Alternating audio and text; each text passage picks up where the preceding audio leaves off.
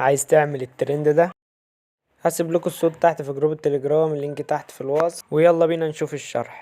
والسلام عليكم ورحمة الله وبركاته. ازيكم اخواتي، عاملين ايه؟ يا رب تكونوا بخير. دايما معكم اسلام اشرف في فيديو جديد. شرح فيديو النهارده هيكون الترند اللي انت شفته في اول الفيديو. لو عايز تعرف الشرح بطريقه سهله وبسيطه كمل معايا الفيديو للاخر. بس قبل ما نبدا اي حاجه انزل تحت في الكومنتات صلي على النبي واعمل لايك للفيديو واشترك في القناه وفعل زر الجرس عشان يوصلك كل فيديو جديد ينزل هنا على القناه.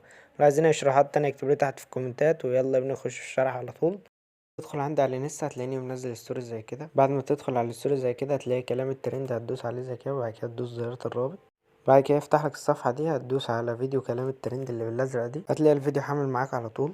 بعد ما حملنا الفيديو نفتح برنامج كاب كات زي كده هيظهر معانا بالواجهة دي. هندوس على نيو بروجكت ونضيف المقطع اللي احنا لسه محملينه خالص. هضيف المقطع وارجع لكم تاني على طول. وبعد ما ضفنا الفيديو زي كده اخواتي هندوس على علامة الزائد ونضيف 5 صور. هضيف الصور برضه وارجع لكم تاني على طول.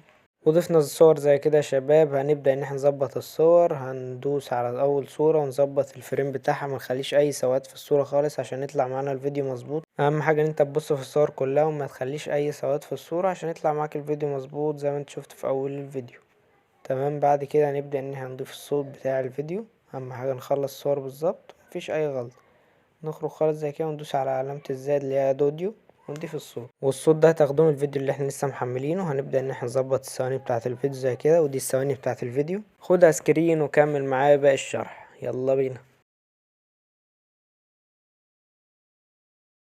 وبس كده عدلنا الثواني بتاعة الفيديو كلها. هنبدأ ان احنا نظبط الماينس اللي بين الصور زي كده. هندوس على الماينس وهنمشي كده على اليمين اللي هي العلامة البيضاء اللي بين الصورتين.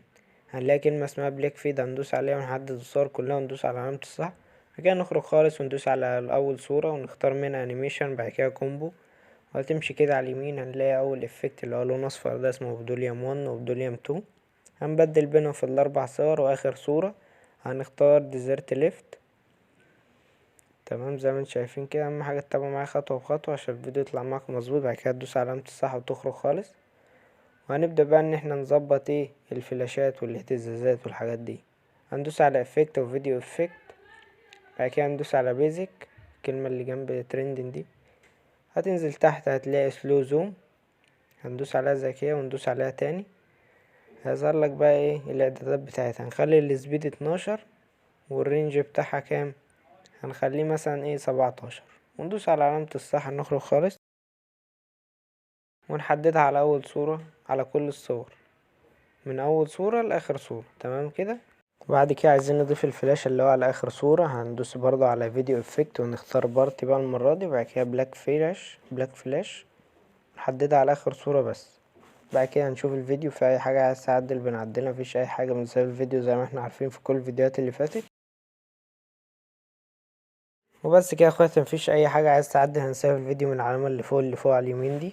وبس كده الفيديو هيحمل معانا على طول. واكتبوا لي رايكم في الكومنتات. لو عايزين اي شروحات تانية اكتبوا لي برضو تحت في الكومنتات او ابعتولي على الانستجرام وابعتلكوا كل حاجة على طول.